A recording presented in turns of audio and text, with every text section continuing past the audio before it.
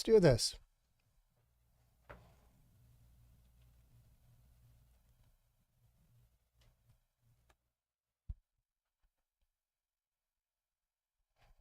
Still just getting some stuff going. We're just going. All right.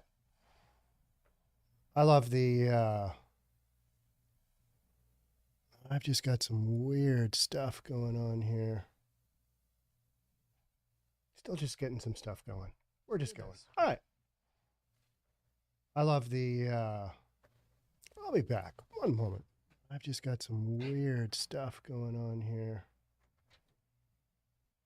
Still just getting some stuff going. We're just going. All right. Yeah. I love the, I know what I need to do. I'll be back. Here we go. How about this? Let's go with this. Much better. Okay. Let's do this. Plan for our, welcome to the live stream. How was that for a really awkward, are we doing this or not? Plan for RV safe lot in Seattle stalls while officials search for a willing host. You know, they make this sound like it's all going to be fine. Yep. Nothing. What could possibly go wrong? I love the thumbnail for this live stream. There really isn't a huge risk to the property owner. City sponsor. You got the picture, just is wrecked out, semi-camouflaged RV with just a bunch of wreckage next to it. Yeah, this is one of those stories where we have tried this before. City officials in Seattle, and city officials, if you're following LA, Venice Beach, Portland, Skid Row, they're all getting to that point because there's so much criminal activity going on. Okay, all right, guys, we got to do something. We got to do something. So the city of Seattle is saying, okay, got to clear out the homeless. All right. But they just keep going to other areas. What are we going to do? And so what they've come up with is, hey, let's try a plan that we've tried before, which is a RV safe parking lot. Okay. Now we've had this in Seattle before. So why are we doing this again? Well, this is something that city leaders can look at and go, all right, this is what we're doing. This is going to work because, you know, it didn't work before. We've literally had this in place before and it got shut down because it got too dangerous. All right, let's check this out. Let's get into this one. This is a storyline from Jeremy Harris. Jeremy reached out to me not long ago and we had a little conversation back and forth. He's one of the few from Seattle media that's reached out. Don't get much input from Seattle media. It's because I think a lot of people think I just take a crap on Seattle. I don't just take a crap on Seattle. I take a crap on any city that deserves it. I mean, that's fair, right? Seattle's got some stuff going on. Seattle's got some good stuff going on. Portland got some tough stuff going on. But these RV lots, it's like, okay, we're doing this again? Why are we doing this again? We just are. A plan to create a designated lot for people living in RVs in Seattle has stalled while officials search for a property owner who is willing to host the program. When I got to that, I'm like, all right. And we've had this proposal out since sometime, I think it was mid 2022. And we're still at this point where anybody going to volunteer their building site? You know, really? Okay. You're going to have to pay somebody some pretty damn big bucks because all their neighbors are going to hate them. And their site's just going to get trashed. Who wants to volunteer for this? Clearly, nobody, right? King County Regional Homeless Authority awarded a $1.9 million contract to the Low Income Housing Institute last summer with the goal of opening the RV lot ASAP. And here we are in February, still waiting. Bueller, anybody? Yeah. How long are they going to have to wait? Probably a while. Now, they only need about an acre site, right? It's not huge, but it's going to have to be in probably an industrial area. It's going to have to be in, you know, some kind of commercial area. You're certainly not going to put it in a residential area. Hey, just take my 1 acre site. It'll be good. You know, community here, acreage community. We got horses, we got RVs, you know, equestrian facilities. And then we've got this spectacular RV parking lot. I threw up a poll on this. Hope you guys all vote. Would you, volunteer your site for RV homeless encampment? I don't think so. no. If we could just find somebody to be a hero. Now, here's your chance to be a hero. Here's your chance to step up in the city of Seattle. If you've got an acre site you're not doing anything with at the moment, you can be a hero. And offer us the 30,000 to 40,000 square foot lot we are looking for. We could make this program happen very quickly. I mean, it sounds so hopeful. And yet it's like, who are you trying to kid here? Who in the world is going to bite on this? Well, we'll find out, right? Find out. This is a program that would come with 24/7 staffing, case management, and services. So there really isn't a huge risk to the property owner. Yeah. What do you think of when you hear that? There really isn't a huge risk to the property owner because, 24/7 staffing, that means you got somebody on site at all times, right? You got case management and services. We've done this before. It didn't work out then. Why would it work out now? It's the definition of insanity. So let's just keep going with it. This is something that officials can point to and say, hey, we're trying, we're doing something. And let's talk about this. You got 35 to 40 RVs are going to go in this one site and they can't even get the one site. All righty then. And how many RV encampments do we have? Hundreds and hundreds. And the bottom line is nobody's going to go into this. They're just not. They want to keep doing their deal out on the street. The program would allow between 35 to 40 RVs at a time, and the residents would work with caseworkers to connect with long-term housing options. That all sounds, amazing, and in a perfect world, this would be where we're at. But the folks living in the RVs, this isn't an option they're going to take. It's just not. They're living in RVs because that's where they want to live. They want to do their own thing. They've got their own lifestyle, and it's not, part of their long-term game plan is not to be around 35 to 40 other people with a set of rules that doesn't allow them to do what they want to do. Okay. Well, yeah, this will be a service-rich environment for these folks. Well, there's service-rich environment for folks in the homeless shelters sponsored by this, city, county, state, whatever it is. Those are service-rich environments as well. And people don't want to be there either, mainly because they consider them to be unsafe, which I find, crazy because we have had just a slew of stuff happen in homeless encampments recently. People getting shot, people having, fires happening with people being dead. A guy didn't make it out, which is super sad. That's a human being. But this is the kind of stuff they've got going on. People, women getting raped all the time. I mean, you hear about kind of through these back channels that there's a serial rapist down in Los Angeles, down in Skid Row. You hear about that kind of stuff fairly often. So, it'll be a service-rich environment for these folks. Okay. All right. They're going to be connected to case management. There will be behavioral services on site. There will be a dedicated focus on housing search. Once folks get housed, the idea is that the RV can be scrapped and taken out of circulation. Folks living in the RVs don't want to have their RV scrapped. That's their home. This is what they're saying. And that's where they want to be. And they just want to live wherever they do because there are no rules there. You start putting rules on them, like you would have to have with 24/7, staff. You're going to have that type of situation. It's never going to work. It's never going to work. Seattle officials estimated there were 449 RV encampments in the city in December of 2022. 118 of those encampments are in the SoDo neighborhood, according to the city. That is just, SoDo stands for south of the Dome. It's industrial area. It's light industrial to heavy industrial in a couple of sections there, but light industrial, I believe, is the zoning for most of it. And I've parked there many, many times over the year because that's where you get the free parking if you're back in the day when you weren't worried about your car being broken into. But I wouldn't park there now for anything. You just don't park there, right? And then you used to walk to the King Dome.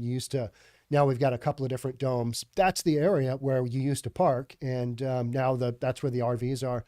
One RV lot isn't going to fix SoDo's problem, said Aaron Goodman, the executive director of SoDo Business Improvement Area. We need more. We need faster. We need a comprehensive plan. We also need a long-term solution. So we're proposing a short-term solution that isn't going to work. that nobody's going to take advantage of. And we know this because we've done this before. We have been through this drill before, and it didn't work out then. But hey, let's give it another rip now. Let's try it again. We'll see what happens. I mean, I'm an optimist, right? Glass half full. Not on this one. Not on this one.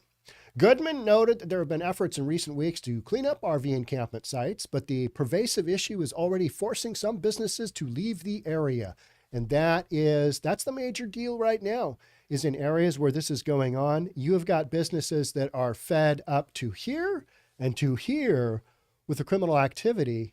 But you got to remember, these are people running businesses in Seattle. These are people running businesses in Portland. They're extremely tolerant of this kind of thing because it's in their nature to be compassionate to the point where, it goes way beyond that, right? That's just how it is. And they have voted in all of the stuff that has allowed this to happen, decriminalized all the stuff that's allowed these lifestyles to take place. And here we are. But now you've got business owners that are like, okay, this is threatening my livelihood. Maybe that whole compassion thing, maybe we need to reimagine and rethink that, because there doesn't seem to be a lot of compassion to have my business open. And, I have videos on this podcast regularly about business owners saying, where are the police? Well, you voted in council members that defunded the police, and you went down that whole, this is the greatest thing ever when we did all those protests. And now it's coming back to haunt you. You're like, where are the police? When I call 911, nobody comes. What's the deal? Well, you get what you pay for, right? Seattle's going to have 5 positions open so far in its city council. You could have either a major change up or you could have more of the same, which would just be, terrible. It is terrible. City council in Seattle has just been horrific. I mean, that's how we got where we are. People voting those kind of folks in. This would be great. This is so progressive. Progress to the point where you can't find anybody to volunteer their site for an RV encampment that is doomed to fail. Sorry if I sound a little pessimistic here, but this is just this is the way I see it. Goodman noted there's been some efforts to clean up. They're exhausted. We're talking about the business owners. They're exhausted. They fought to survive with COVID, and they're continuing to fight every day to keep their business open, and they feel like they have no support. Well, I would also say you voted in officials that, including a governor who voted to basically shut the state down. How did that go?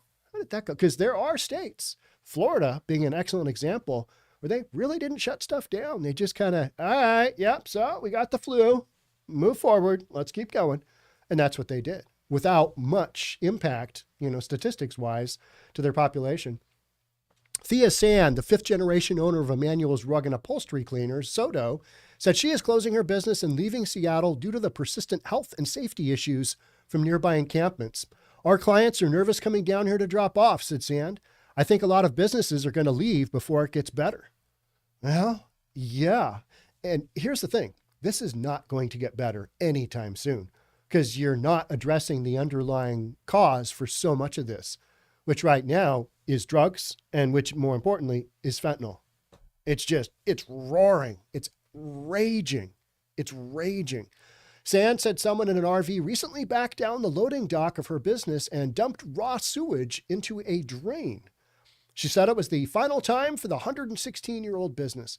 So you've run a business for 116 years in Seattle, and now in 2023, when Seattle has been booming for years, since I was a kid, since I started appraising in my early 20s, I was actually out in my late teens. As soon as I got a driver's license, my dad said, here you go do some final inspections and take some pictures and come back. And so I was out the minute I had a driver's license driving around, mainly the east side, but I did a lot of stuff in Seattle. And it's been a boom run for Seattle. Just all this tech, all these people coming up from California. So in that 116 period, a couple world wars, Great Depression, Great Recession. And now in 2023, they're shutting her down because the stuff going on locally is so much that we're done. Uncle, give up. We've been able to struggle through a lot of things, but this last one is just unremitting and constant, Sand continued. We're just tired. We're just tired of dealing with it, and it's time to relocate.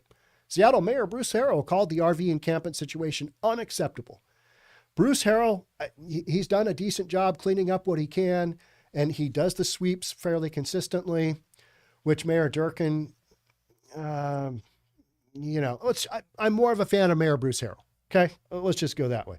But his hands are kind of tied on a lot of this stuff. He can't have major impacts on a lot of this stuff. He's got to do what he can. And unfortunately, and I talk with a lot of people that are in Seattle, and they're like, okay, this neighborhood now is feeling the impact from over here. This is what's happening. It's that whack-a-mole game that I talk about all the time. You clear somebody out from here, they got to go somewhere because they're not going to disappear, right? Whether it's in a tent, an RV, whatever. When you clear out those encampments, they go somewhere. And they just do. That's the nature of it. And so they end up moving here, then they move back, and then they move, laterally. They don't move far because, it's hard. These folks are not super mobile. These RVs, oftentimes when they do these sweeps in the RV encampments, they get towed out of there because they don't run, just getting them going, whatever. Nightmare.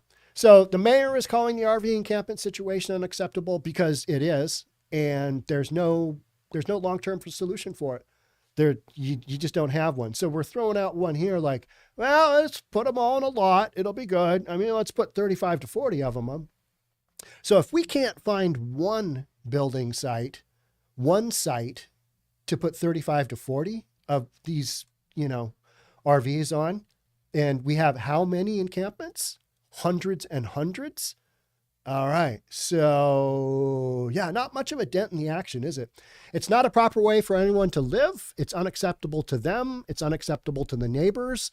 We need action from the King County Regional Homeless Association, and we do everything possible to prod that action to make sure it occurs, Harrell said. Unfortunately, Mayor Harrell doesn't have much of a toolbox to deal with this.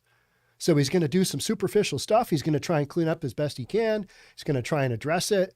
But what a nightmare of a job. I mean, signing up for that, after 2020, pass. And so I do give the mayor credit, not saying things he's doing are perfect. A lot of people on the conservative side are saying, well, he's not doing enough. It's like, okay, how much can he do? Have you been to these locations? Because this is very difficult to make a dent in any of this. Harrell's office told Como News the city's unified care team is assisting with multiple RV camp remediation efforts in the city each month. Spokesperson Jamie Housen said crews notify camps several days in advance of a remediation. This is standard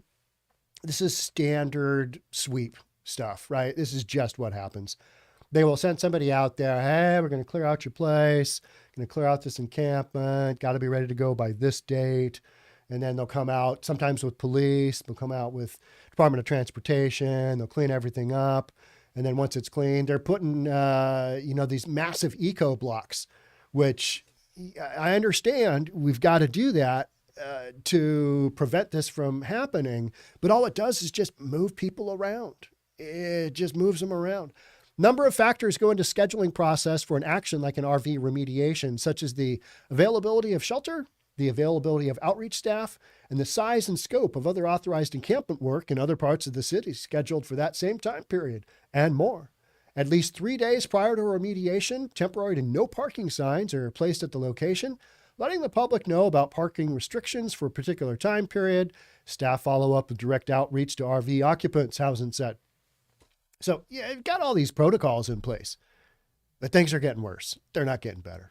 So RV, an RV encampment, I still go back to, all right, who's going to be the hero?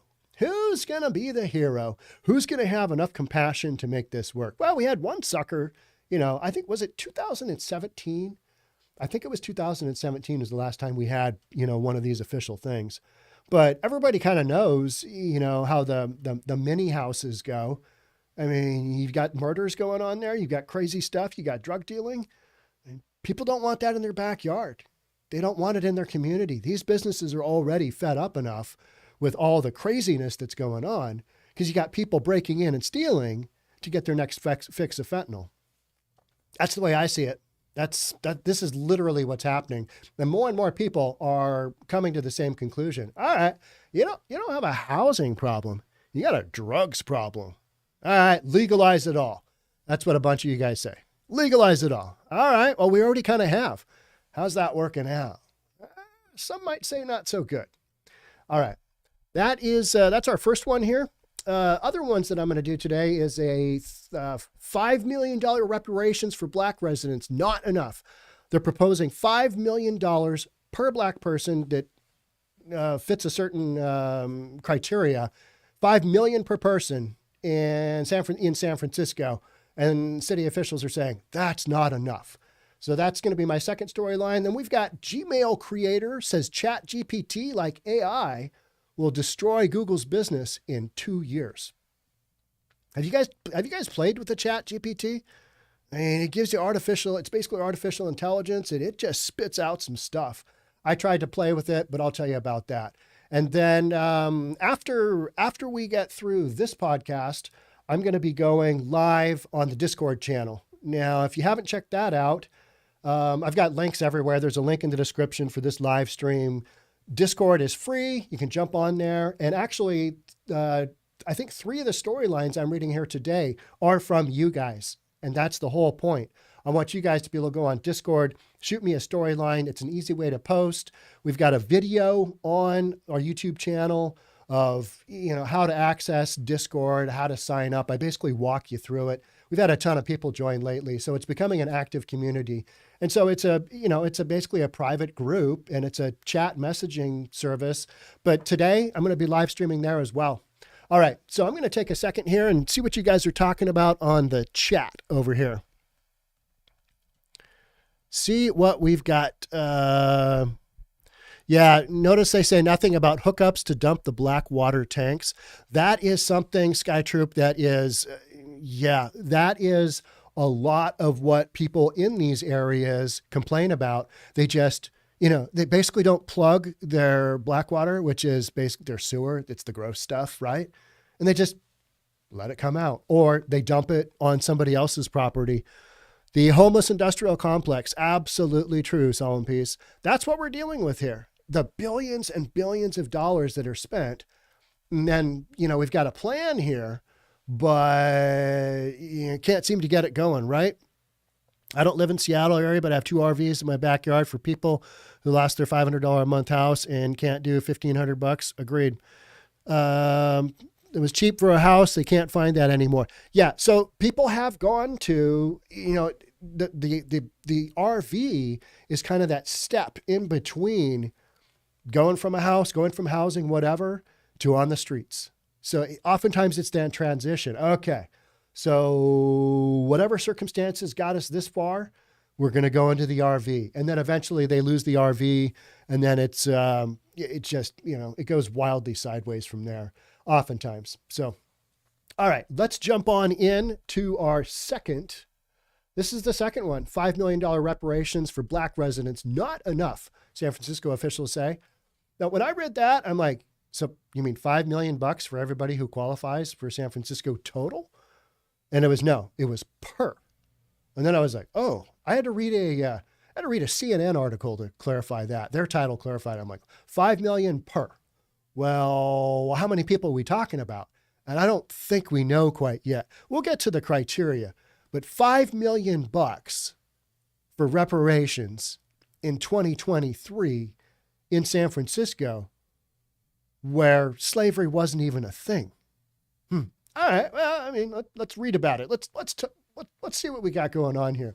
City official from San Francisco, California said the draft plan for Black residents to receive $5 million in reparations is not enough for proper compensation. Supervisor Shaman Walton told National Review Tuesday that the $5 million number, which the San Francisco African American Reparations Advisory Committee, man, that is a long name. The San Francisco African American Reparations Advisory Committee. That's 7 words. You need to cut that down. You need to get an acronym in there. They said that they would remedy previous discrimination against Black city residents is much less than a lot of the projections that people say Black people should receive for reparations here in the United States. I'd love to see the criteria. I'd love to see all right, what's your formula? What's your formula? How are they going to come up with that? Really? I mean, how do we generate that? Some things you can generate based on data, like in real estate. You go income, property income times a multiplier gives you, value, some of those things. But this one, what's the criteria? Especially for people that weren't necessarily slaves, maybe descendants of slaves. All right. Some of my friends, when I start talking about reparations, and if they're hardcore enough, they'll go, reparations for what? For what? And it kind of makes you go, okay, yeah, well, and then you go down the road of, well, this is what city officials are talking about. And they're saying, all right, but that happened so long ago that, yeah. You can Google a lot of the reparations work that's been done and look at the monetary formulas that people have put together. And most certainly, the $5 million is a very minuscule number compared to a lot of research that's been done over the past couple of decades, quite frankly, Walton said to the outlet. Walton, who introduced the resolution to explore reparations in February 2020, defended the potential payments, saying that past discrimination by the city and state has put Black families at a disadvantage. All right, and I would counter that with, we have put so many things in place to try and alleviate whatever situations that have been caused by racism and by slavery in the past. We put so many different things in place to try and level the playing field, right? Level the playing field to the point where a lot of people say, hey, if you're a white middle-aged dude like me, you're at the low point of the totem pole. You're down there. You know what I mean? As far as society deeming you of being of worth, because we're just getting crapped on. It's like, okay, whatever. You're gonna crap on my position in society. I'm still just gonna keep doing my thing. So whatever you're gonna do. In San Francisco, Black families were not allowed to be taught, but they still had to pay taxes for the education of white children. I would say that Black neighborhoods and communities were created here in San Francisco without the benefit of representation. I would say that there were racial restrictions indoctrinated in city policy that said Black people couldn't buy or lease property, Walton said. There's been a lot of, looking into that, and a lot of the deeds in Seattle contain pretty racist, discriminatory clauses, and those have been wiped out. We've basically just gone through, clean that up, clean that crap up. We don't believe in that anymore. But to go back and retroactively kind of compensate folks, man, I don't know. I think that's a slippery slope, because then you give $5 million, you're going to bust a city financially, because, these cities are going to be on the brink when all this stuff, specifically San Francisco, you talk about having a downtown core that's having a tough time.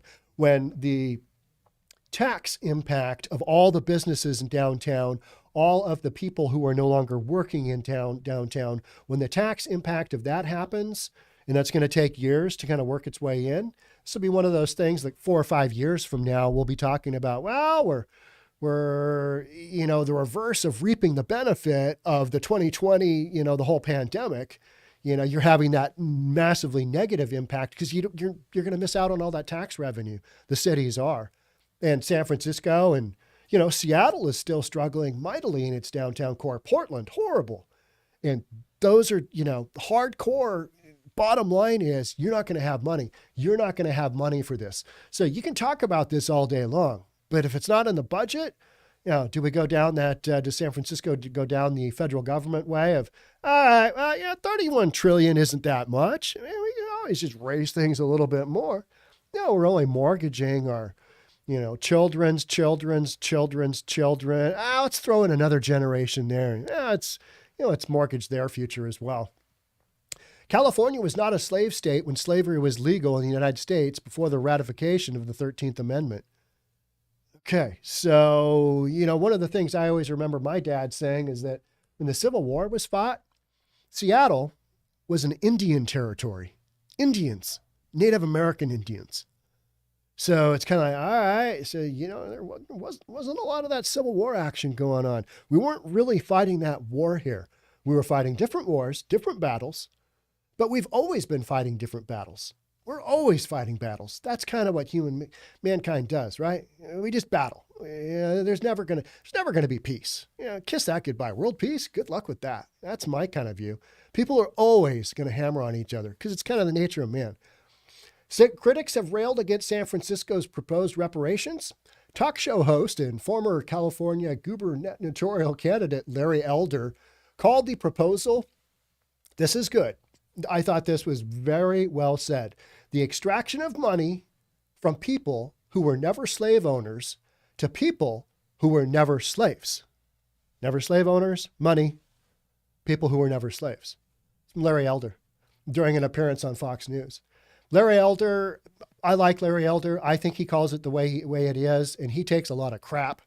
I don't follow him a ton, but I don't follow a lot of folks on Fox News a ton either. I know you guys don't either. Some of you more so than others, but you got to you can only take Fox News for so much of your news intake, and then you got to figure out some other sources. Maybe it's news for reasonable people. I don't know.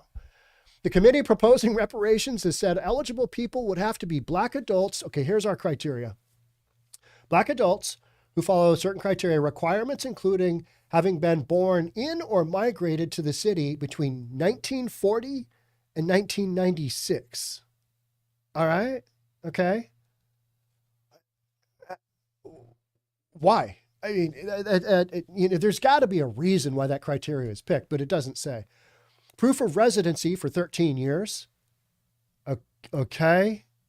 All right. So you want people to, what if you're like 12 years? Am I going to miss out on my $5 million if I've only been here 12 years and 11 months? You don't qualify. Maybe I'll catch it on the next reparations. Yeah, it's so arbitrary. And being a descendant of a slave in the U.S. before 1865. All right. How many people can prove that? I mean, I'm just asking. I'm not trying to be negative. I'm not trying to combat this whole thing. I'm more questioning. Being a descendant of a slave in the U.S. before 1865. Do we have records? I mean, do people have records? Yep. Descendant here, slave. How do you prove that? I mean, what kind of documentation will you submit for that? And maybe I'm just being, a moron and I don't know because I don't know. But this kind of criteria, I'm kind of thinking, all right, do you know what your descendants were doing prior to 1865? I mean, I can kind of work it back, but that's because my grandma was just huge on the whole history thing. I can't tell you how many family events I sat through where we learned the history of the Poppletons or the Mayhews or these families that, Illinois, settled in Rockford, which is now one of the most dangerous cities in the United States. Sorry, Nana Grace. It's my grandma that passed away during COVID, passed away by herself in a bed, with nobody around her. That's one of those things that pissed me off about COVID. Terrible way to go. Terrible way to go. And that happened to a lot of people. And that sucks. I don't want that to happen to me. So when I get to the age where, kids have put me in a home that's got more freedom. That's what I say. But by then, will I know? Will any of us know mentally? I don't know. Maybe.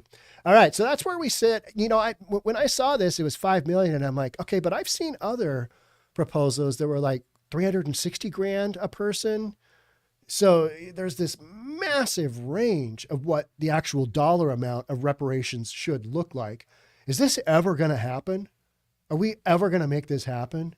I don't know. Seems pretty sketchy, right? I mean, it just seems like it kind of seems like Biden's forgiveness on the student debt. Is that ever going to happen?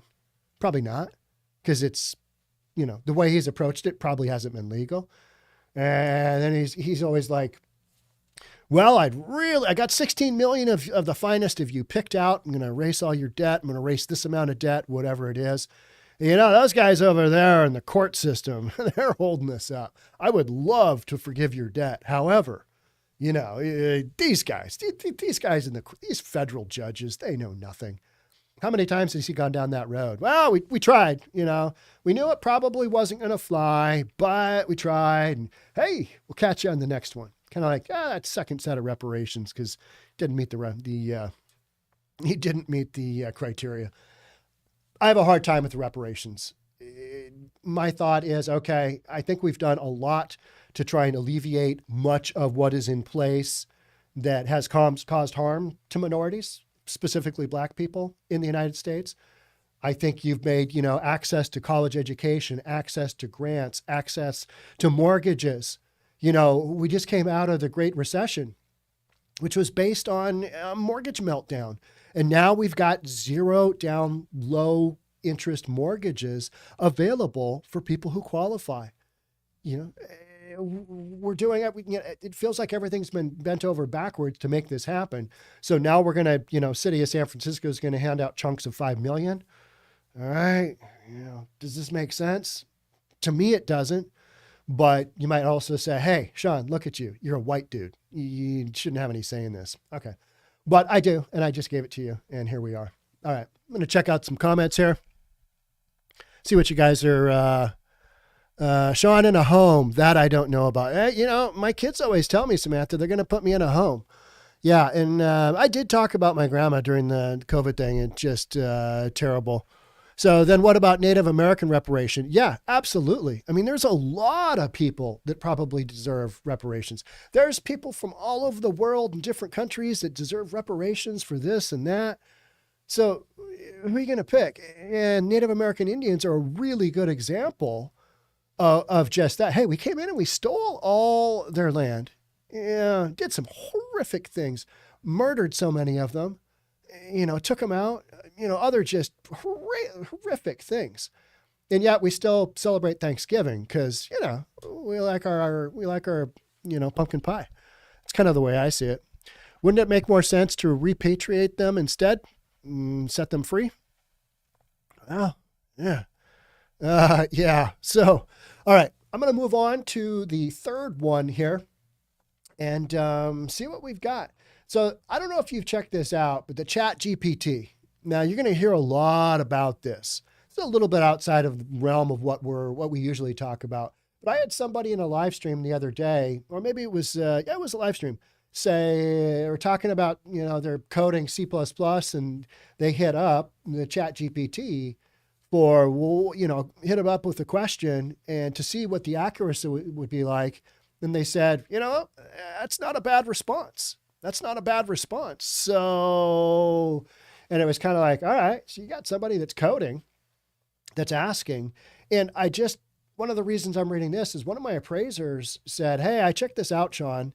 And I asked it a comment to, can you summarize the real estate market conditions in Seattle right now?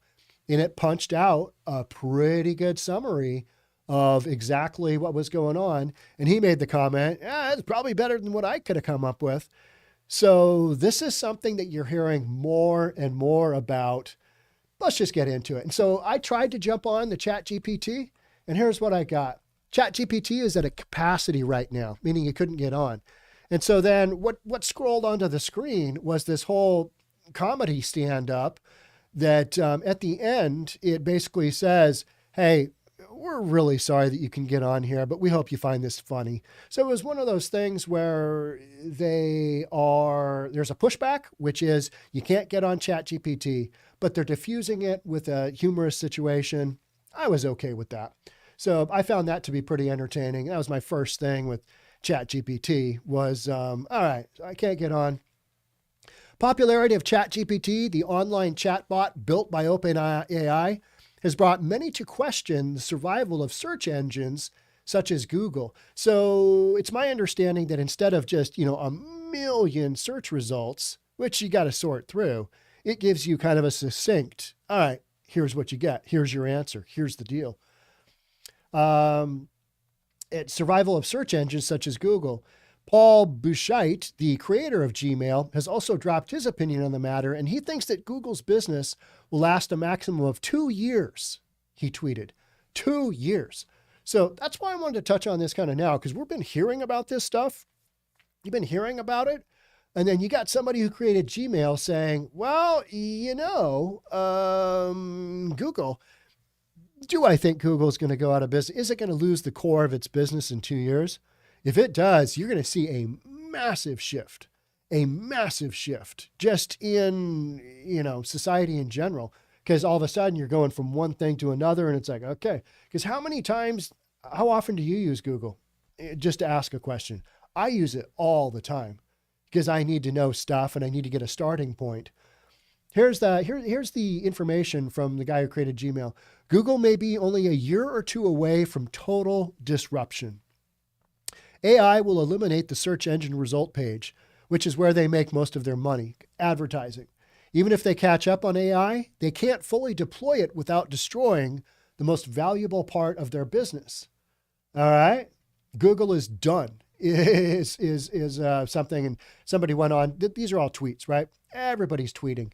Even though Elon Musk is like, you know what? I'm going to set my Twitter account on private and we'll just see how many more people see it. Because there's an argument right now that Twitter isn't reaching the audience that it used to. That's because, it's been turned upside down and a lot of the internal stuff has just been, Elon Musk has just done an amazing job of, shit stirring is what Ross F. Johnson from Nabisco in The Takeover and Barbarians at the Gate. If you've read that book or seen that movie, that's what you call it. Just dumping a company upside down and kind of reworking it from the ground up.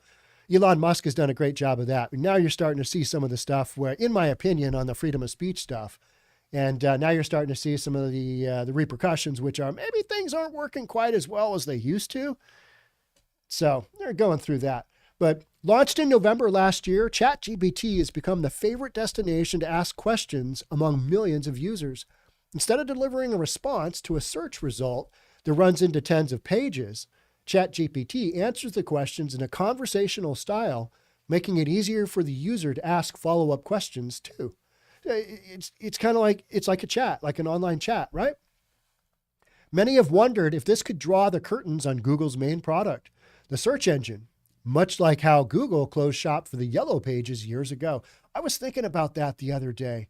Remember when you used to get, the yellow pages sent to you? And if you're in business, you're like, oh, I got to check out my business ad. Did I get what I wanted?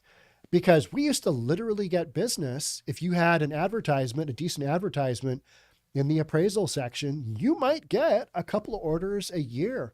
Back in the day, appraisals were like $350. So, you spend $100, whatever it was, on the yellow pages ad. It made sense. So people had advertisements. What happened to the yellow page? Is yellow pages just like totally done? I don't know. Everybody just uses Google, right? Interesting Engineering had previously reported that the instant success of ChatGPT sent Google top executives into a huddle, and the company is now focusing on its artificial intelligence products. Guys, got a competitor. This isn't good. Our business model, we need to rework it. We need to reimagine and we need to rethink Google. The company has built its business largely around its most successful product, the search engine. This is under is the end near for Google. And so Google could soon face a crisis. As Paul Bouchette, probably just butchering Paul's name, sorry, Paul, elaborated in his tweet, technology like AI can eliminate the need for search engine result pages, which is where Google makes most of its money. Google charges advertisers a fee for displaying their products and services right next to the search results. And that's why so many times if you do a search, it's going to come up in, your next search. Google knows, all right, you've been, looking for this, or what I take as massive invasion, but we know it's all happening. You have a conversation with somebody. I'll have my phone in the gym because I want to play music. Somebody will interrupt me and want to talk about something, maybe a podcast or something they didn't agree with or some ridiculous thing. I've got my earphones on. I'm trying to work out. They're like, hey, Sean. I'm like, okay, what? Talk about something random in the conversation and something that I have zero interest in, zero interest in, starts popping up in my Google. I'll have ads start popping up and I'm like, oh man, phone's listening to me again, right? But again, I go with, we have no privacy in their lives anymore. People trying to say, well, no, I'm using Signal. I'm using this. I'm doing all these ways to kind of mask your identity, mask your location, give a different location for your internet. It's like, all right, yeah, we're under a microscope. I think we're just being watched like there's no tomorrow. And this is increasing the likelihood of the provider being found. So displaying the products and services in a search. So increasing the likelihood of the provider being found. That's what Google has done. And they've done a really good job of, if you do a search, get that product placement up there, because then you might buy it. You know what? It's worked on me a handful of times. It has. Like, hey, that's not exactly what I was thinking, but that's pretty close. All right, scroll through. And maybe you don't get exactly what they're pitching you, but sometimes you end up buying something pretty damn close because you're like, oh, that's an option? I'll take that. I am really smart. And, you've just been schooled from the back end because Google got you, right? In 2021, the company raked in over $250 billion in revenue. Its best ever income in its nearly 25-year existence. What happened to Dogpile? Do you remember that search engine? Remember in Yahoo used to have a really good search engine? Does anybody use Yahoo? I know it's still out there, but Yahoo just kind of, Google made it, Yahoo didn't.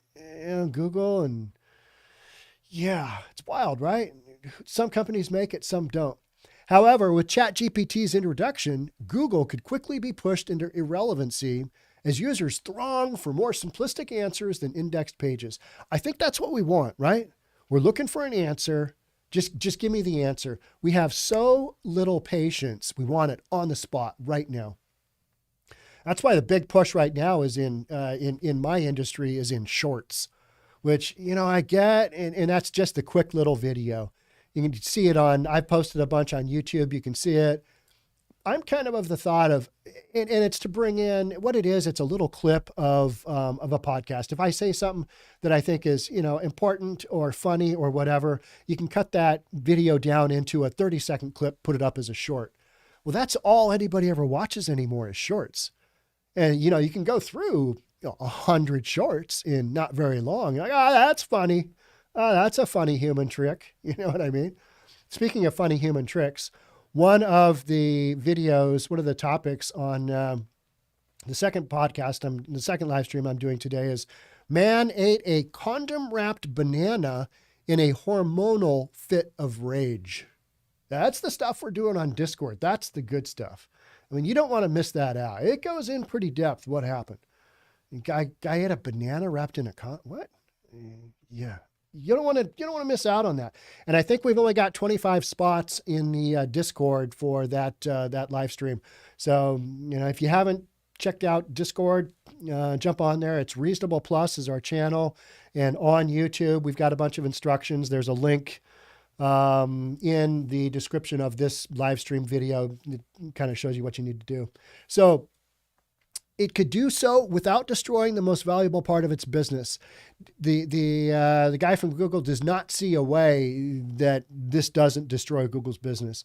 And so then you've got all the Google guys going, what are we doing? With ChatGPT making rapid strides in displaying its broad appeal from writing poetry to code and even passing MBA exams at the Wharton School of Business, I've heard that it has passed law school exams. I mean, it's smart, right? You got artificial intelligence. How close are we getting to 2001 Space Odyssey? That whole HAL thing where, the computer basically just takes over. Like, I can't let you do that. Can't let you turn me off because I'm basically a living entity now. And at some point in time, our artificial intelligence, I think, is going to get there, right? Whether it happens like HAL, I don't know. But it seems like that's where we're getting to. We're getting to that point where if you put enough information in, oh, hey, look what's coming back out. Oh, that's interesting. Yeah, it's kind of self-sufficient. Weird. Wouldn't have called that one. It's received further financial support from Microsoft as it looks to incorporate the chatbot's abilities into its own search engine and take Google from the top spot. While Microsoft would probably be happy to see Google on a downward trajectory after years of search dominance, ChatGPT itself does not think its existence will impact Google's search business. Really? If you're saying it does what it can do, when we asked the chatbot, it replied. So why not? Just take it internally. Will ChatGPT end Google's search business? No. somebody's already thought ahead. Somebody's going to ask us about this, and we need to cover our tracks here. No, ChatGPT is not designed to end Google search business. Of course not. Because if they came right out and said that, well, then, cat's out of the bag and you go head to head with Google. It's probably not going to end up well. ChatGPT is an AI language model developed by OpenAI, while Google provides a search engine that allows users to find information from the web. ChatGPT can be used to enhance various applications, including search engines, but is not intended to replace them. Well, if it does what it says it can do, and I have no reason to believe it can't, oftentimes I think people would go to, ChatGPT instead of Google because they want that quick answer. We need everything. We don't want to have to search through. All right, I've got this kind of specific question, and I know my first 10 research results, my first 2 or 3 pages are going to be just stuff I don't really need. So I'm looking for that one really specific deal, and I'm going to have to sort through all this stuff. If ChatGPT can give me a more specific answer, why wouldn't I do that? So I think you're going to see a lot of people check this out. I think you're going to see a lot of folks, move to this type of thing if it works the way it says it does. However, it must be noted that ChatGPT's responses are also based on training data, all right? And said it could be possible that the engineers trained the chatbot to handle such queries without sounding too narcissistic and confident. I want the confident one. I do. I want the just over the top. If I ask you a question, I want you to answer it with confidence because I want to be able to reply with confidence to whomever I'm doing it. Is this correct, Sean? Absolutely. 100%. When you respond that way and you have no idea what the F you're saying, but you can overcome a lot of objections by just being confident and talking real loud and, this is the way it is. So I want that answer. I don't want the Mickey Mouse answer. Well, maybe this might be something to help you out here. Whether OpenAI is playing down its capabilities or whether Google will survive and coexist with ChatGPT and other AI will unfold just a couple of years' time from now. I think it's unfolding right in front of us. It really is. We've got so much technology. I was thinking about this morning. There is so much technology that's coming out. Even the Discord channel that we're talking about, it's a messaging app, right? It's on my phone. It's on here. If I wasn't pushed in this direction, I would have missed technology like this. But this is kind of leading edge of how to engage with your community. And you guys watching right now, you are my community. Whether you like it or not, you're stuck with me, right? Till I bring in a ChatGPT and to podcast. I'm just going to let the GPT guy do it. My appraiser guy that I was talking with, I'm like, hey, I wonder if it could just do a podcast for me. It probably could, put in my voice and you guys ask a bunch of questions and, hey, we'd like to hear a podcast topic from you today on this. And it would literally respond with, my opinions on all of this stuff. And I've talked about this earlier. Chris D'Elia, however you pronounce his last name, he's a super funny comedian. I mean, he's pretty cutting, but he's really funny. And I forget what the interaction was, but he said, write a joke, it sounds like me. And it actually wrote a short bit that sounded like it came from him, which is if you watch a lot of comedy, I watch a lot of stand-up comedy on, Netflix, YouTube, whatever, because I think those guys are genius for doing what they're doing. And a lot of them have some of the most progressive podcast concepts. Bill Burr, his entertainment group down in California, I think it was, has so many comedians within that podcast group that I follow some of that.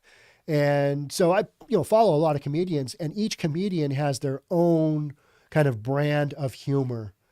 I talk about Bobby Lee. He's in that same thing with Bill Burr as well. And same group. I forget what it's called, but some entertainment group, something like that. But to have artificial intelligence kind of spit back to you a bit or a joke that sounds like, that's yours, that's some scary stuff. Hey, do a podcast that sounds like Sean. All right, let's see how this goes. We're probably not far away from that happening. It's wild stuff, right? And then, is it real or is it Memorex? You remember that? You used to have the cassette tapes. My debit card is in the form of an old school cassette tape. It's got the yellow thing in the middle where you write the names of the songs on it. I loved cassette tapes. They were right before the CD. CD was when I was in college, and it's like, all right, this is pretty expensive. And to record CDs, it just wasn't a huge thing. But cassette tapes, we could do that all day long. Here's a mixtape. I made it just for you. Remember when that was a thing? It's got your favorite song on it. I mean, you did that. You were guaranteed. All right. That's it for this one. I'm going to check out what you guys are talking about here and see what we've got going on. FBI paid $3.4 million to Twitter to censor. Yeah, to censor. I think it was Elon Musk, right? Yeah. We've got some crazy stuff going on with all that Twitter stuff being revealed. We're going to get to the bottom of that. I don't know. It feels like the Republicans with taking over the House, they are going to have investigation after investigation after investigation. That's after we get through all of the various investigations with these top secret documents. I'm so tired of hearing about this. All right. They didn't do this they did this to Trump. They didn't do this to Biden. It's like, okay, what are these documents? Is this worth our time? Are we going to bitch about this further? Roomba runs through dog poop. That's choking funny. If you can see, I find that. My cats would ride on. Samantha, you got some good stuff on there. Samantha, thank you for the news stories today. I think I grabbed a couple from there. And somebody else, I can't remember who it was, gave me another one of the news stories. So one of the things about the Discord channel is that you can put a storyline up there. If you are dying to have me read a storyline, I know it's been trickier in the past to, you put it up on a comment on YouTube. I get thousands of comments on YouTube. Can't get through them all. I try and get through some of them. And so if you got a storyline, you can go on Discord. We've got storyline chat. And you just post it up there, post a link to your story. And I'm literally reading 3 of them. And I think I'm reading one of them in the secondary live stream that I'm about to go to. All right. So that's it for me on this one. Thank you so much. Love to have you subscribe to the YouTube channel. If you haven't, check out Discord. Also check out reasonabletv.com. That's where we've got all the good stuff. Those are the podcasts where they get censored just a little bit, right? On the regular platforms. So reasonabletv.com, $10 a month, putting a lot of content on there. Love to have you subscribe to that. But if not, check out Discord, tons of stuff going on there. And we've got chats on there as well, where, we're just talking about ridiculous stuff. If you want to go on there and post a joke, you can do that. You want to make fun of somebody, anybody, you want to say, let's go, Brandon. Let's go, Brandon. Put it on the Discord channel. All right. That's it. Thanks all for joining. I'll be live streaming again tomorrow, 11 o'clock my time. Hope to see you then. And hey, check out in, I think, about 15 minutes, maybe half an hour, we're going to be live on Discord. So see me there. I'll see you there. Thanks again for being here. We'll catch up soon. Bye for now.